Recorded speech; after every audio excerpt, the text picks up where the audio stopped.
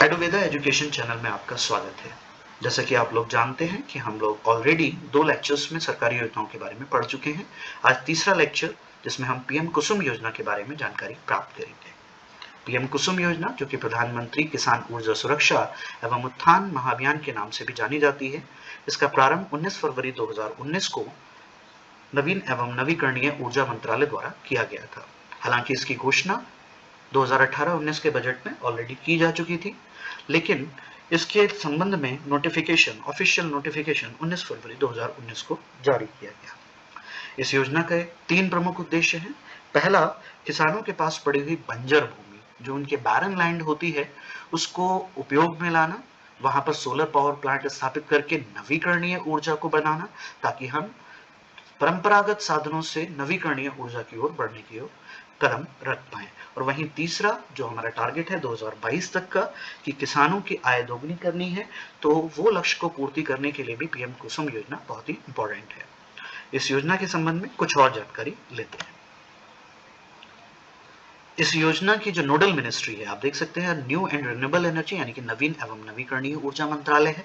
और इसके लाभार्थियों की बात करूं तो इसमें किसान, पंचायत और सहकारी संस्थाएं जो कि एग्रीकल्चर से संबंधित हैं, वो आती हैं। इस योजना के तहत मंत्रालय द्वारा आपको कुल खर्च का 90% हिस्सा शुरुआत में प्रदान किया जाएगा। आपको केवल 10% हिस्सा वहां पर लगाकर सोलर पावर प्लांट को इंस्टॉल करवाना है। इस 90% हिस्से में 60% आपको सब्सिडी के रूप में प्राप्त होगा, वहीं पर 30% हिस्सा सरकारी ऋण के रूप में आपको प्राप्त होगा। यानी कि प्रारंभिक लागत केवल 10% ही मानी जाती है। इस योजना के 3 प्रमुख घटक हैं, जिसका पहला घटक है कंपोनेंट ए, जिसमें हम सोलर पावर प्लांट को ग्रिड से डायरेक्टली कनेक्ट करके 10 गीगावाट एनर्जी प्रोड्यूस करेंगे, जो कि हमारा टारगेट है 31 दिसंबर 2022 तक 30.8 गीगावाट सोलर कैपेसिटी को इंस्टॉल करना, उसका एक प्रमुख भाग माना जाएगा। वहीं कंपोनेंट बी के बारे में बात करें तो लगभग 20 lakh stand alone solar pumps की स्थापना की जाएगी। वहीं पर कंपोनेंट सी के तहत 15 लाख एग्रीकल्चर से संबंधित सोलर पंप्स की स्थापना की जाएगी। यह योजना नवीकरणीय ऊर्जा को बढ़ावा देने में बहुत उपयोगी है। जैसा कि आप लोग जानते हैं कि ऊर्जा के परंपरागत साधन जैसे कि कोयला, पेट्रोल, डीजल आदि बहुत ही तेजी से दोहन किए जा रहे हैं, और साथ ही इनके साथ प्रदूषण की भी समस्या है, और ये नवीकरणीय भी नहीं होते हैं, तो यानी कि सीमित मात्रा में उपलब्ध हैं। और हमें भविष्य के अपनी ऊर्जा जरूरतों को पूरा करने के लिए कुछ नवीकरणीय ऊर्जा की ओर ध्यान देना जरूरी है।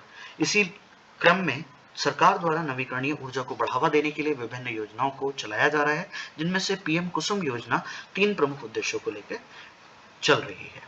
इस योजना में कुछ और खास बातें हैं, जैसे कि आप लोग सस्टेनेबल डेवलपमेंट गोल्स के बारे में जानते हैं, जिसमें SDG 7 जो कि आपका अफोर्डेबल एंड क्लीन एनर्जी के रिलेशन में आता है, किससे संबंधित है, वह भी इसी योजना से संबंध में माना जा सकता है।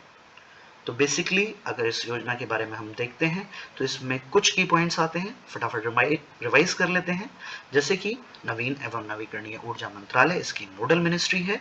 यहाँ पर बंजर भूमि पर सोलर प्लांट लगाए जाएंगे, और अतिरिक्त ऊर्जा जो भी बचेगी उसको पावर ग्रिड को बेचकर किसानों की आय को दोगुनी करने का लक्ष्य रखा गया है। वहीं पर इसका टारगेट जो है वो 31 दिसंबर 2022 तक 30.8 गीगावाट की सोलर कैपेसिटी को इंस्टॉल करना है। और एक अतिरिक्त सूचना के रूप में, जो वर्तमान में हमारे नवीन एवं नवीकरणीय ऊर्जा मंत्री हैं मिस्टर RK सिंह, साथ ही वो शक्ति मंत्रालय के भी मंत्री हैं, तो ये एक एक्स्ट्रा इंफॉर्मेशन आपके लिए है। Thanks for watching my channel. और आज के लिए एक इम्पॉर्टेंट कोटेशन कि if you never know failure you will never know success. I don't know कि आप लोगों को इस चीज का मतलब कितना समझ में आता है, बट लेकिन अगर आप असफलता को नहीं जानते हैं तो आप सफलता को कभी नहीं समझ सकते। चलिए, धन्यवाद।